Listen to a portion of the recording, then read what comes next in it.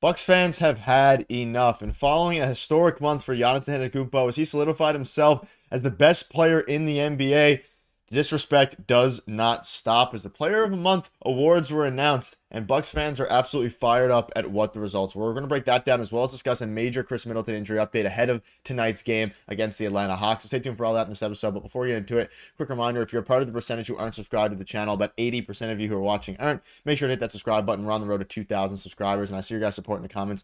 Continue to do that. Let me know down below what your thoughts are, and thank you guys again for your continued support. Hit that subscribe button. Let's dive right into it. We're going to start with this. I'm going to preface it with Giannis over the last 8 games. And again, this was he's been on a historic run. He's been on a generational run, really. 59, 14, and 7, 22, 15, and 12. You can see all the stats here. He's been really, really good, and obviously culminated with the big win yesterday against the Pistons, in which he put up 28, 7, and 8 with a 91 field goal percentage, going 10 for 11. And I covered that in the post game yesterday. He looked dominant. He's finally starting to learn how to play alongside Damian Lillard, which is something that he's been trying to do and working on doing, and actually working on it being a successful tandem and pair. And the duo looked really good yesterday and has looked good for the past 10 games, where they're 9-1 in their last 10. And again, I covered it also on a video a couple days ago about how the disrespect for Giannis has been real. Third team All NBA, which is crazy. He wasn't really in the MVP conversation. The question has always been, why isn't he in the MVP conversation? It's always Jokic and all these guys. And then it kind of cultivated yesterday with this right here. And you can see it, and it's very interesting. So again, we can talk about this. It couldn't be any clearer who the MVP actually is. But the Player of the Month awards were announced, and Shea and Jason Tatum were the winners. And obviously, Shea, great month, shout out to him. But in the Eastern Conference, Jason Tatum won the Player of the Month. Now, it's very intriguing because Giannis averaged 34, 12, and 7 with 2 blocks a game on 60% shooting, and people were absolutely irate about this. And I mean, Tatum he had worse stats this month than, of course, Giannis. However, I mean, the only argument you could make was the team record. The Celtics are really, really good. But in the same vein, Giannis and the Bucks have been winning. They've lost one game in the last 2 or 3 weeks, so they're 9-1 in their last 10. And fans are not happy about this whatsoever because, again, you look at the Bucks' first 10 games, they were 2-8, 9-1 in their last 10. So they've had team success. It's not like Giannis is doing this on a team where they've been, like they were at the start of the year, where they've been struggling. Tatum, 28, 8, and 6. Very good, obviously, month for him, but Giannis averaged 34, 12, and 7. And it's something that I'm not exactly sure what was taken into consideration here. The only thing I can begin to wrap my head around is the fact that, the Celtics won the chip last year. They were the best team, and they were probably the best team record-wise in the month in the Eastern Conference. But when you're looking at Player of the Month, this isn't a team of the month award here. Giannis, his team led his team to great success. He put up 59 points in the month.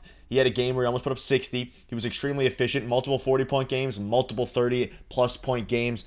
And he didn't really have a bad game the entire month. A couple here and there where he wasn't super aggressive, but I'm not entirely sure where this is all coming from. Because again, the fact that he was not voted and nominated to be higher in this award, he should have won the award, quite frankly. And you can make some other arguments or some other players in the Eastern Conference. I don't even know if Tatum should have won it, even if you take Giannis out of it. But aside from that, and if you put that aside, you still have the fact that Giannis was third team All NBA, which is something that is equally as ridiculous as this, and this is something we've discussed in the past as well. So for some reason, the disrespect for Giannis is getting, it just continues to get worse and worse. And you think about it from the Bucks' perspective, and again, does this really matter in the grand scheme of things? No, it's fine if Giannis continues to remain, I don't even know if I'd say underrated, but underappreciated by the mainstream media.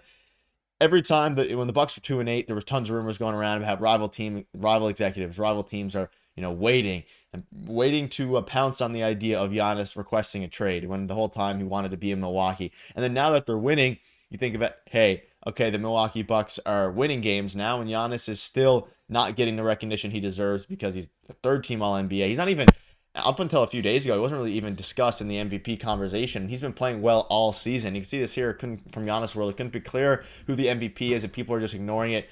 Never seen numbers like this, and tells his work on only one of both ends of the floor. He actually plays both at an elite level. So it's interesting. He's obviously an elite defender. He is an elite offensive player. And we're also seeing some new improvements to his game. We saw it in yesterday's game against the Detroit Pistons. We're seeing hezzy pull-ups. We're seeing a very effective mid-range shot, whether that's a hezzy pull-up, not really catch and shoot, but off the dribble shots for Giannis. And that's something that has been his only, hitting point. Is the only negative you could say is his free throw shooting, which is still a problem, and his ability to create jump shots. Not that you really need to, because Giannis, he's over 7 feet. He does all these different things. He's a Greek freak for a reason. He drives to the paint. He's the best downhill player in the NBA.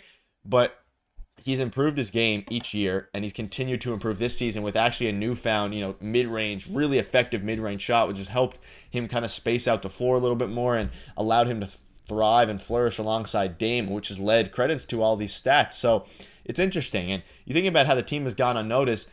Giannis is 24-1 against the Pistons in his last 25 games, 28-2 in his last 30. So regarding the Pistons in the game yesterday, Giannis has utter dominance against them, and he showed it yesterday. He missed one field goal. Shout out to Dame, AJ Green, and some of the other guys as well. But when we saw this come out, it was I was disappointed. I figured Giannis had it easily, and at the end of the day, he didn't. He is unfortunately there's no runner-ups in this award. So the NBA votes on it, and clearly they got this wrong. And let me know if you think that Tatum should have won it. Yeah, team success. But even if you go on the team success route, the Bucks have been playing really good. They've won 9 of their last 10. You can see this here. They started 2-8. Now they're 9-1 since then. They're above 500. And they're in the middle of the Eastern Conference. They're in the middle of a playoff race. So they've turned things around. They're 11-9. They're number 5. They're the 5 seed in the East.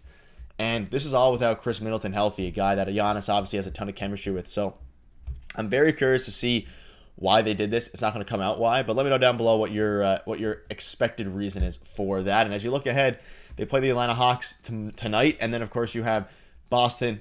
Should be a interesting game. You get to play a one-on-one against the team that is at the top of the East, fighting for top of the East alongside the Cleveland Cavaliers. But Jason Tatum, the guy who just won the award, and I'm sure Giannis doesn't care if he wins one of these awards, but it's more so the fact that he should have won it, and this kind of stuff shouldn't be happening. But they play the Hawks, and then they play the Boston Celtics, the Brooklyn Nets, and the Orlando Magic before a little bit of a break there. But these should be some wins. The Hawks' big win tonight is going to be on the second night of a back-to-back, and Chris Middleton is out once again, which we'll get into in a second here. But Boston Celtics, that big game on Friday, is going to be one to keep an eye on. And surrounding Chris Middleton, him and Marjon Beauchamp are the players listed as out, and Giannis and Taurean Prince were on the report until yesterday. Now they're ailment-free. Middleton's absence may continue to have an effect on the Bucks. However, the good news is, and the franchise may have been looking for, is that 2 of the starters have now declared themselves healthy. So Giannis is good, Marjon Beauchamp is out, Chris Middleton is out, and Taurean Prince is good, coming off of a very electric game yesterday where he played really good on both ends of the floor. So that'll wrap it up. Let me know down below what your thoughts are on this. Hopefully the disrespect stops, but at the end of the day, it doesn't really matter. The Bucks are playing great basketball, but it's an interesting conversation to have. But let me know down below what your thoughts are on this. Why do you think it's happening? And hopefully Milwaukee Bucks can continue their winning ways tonight.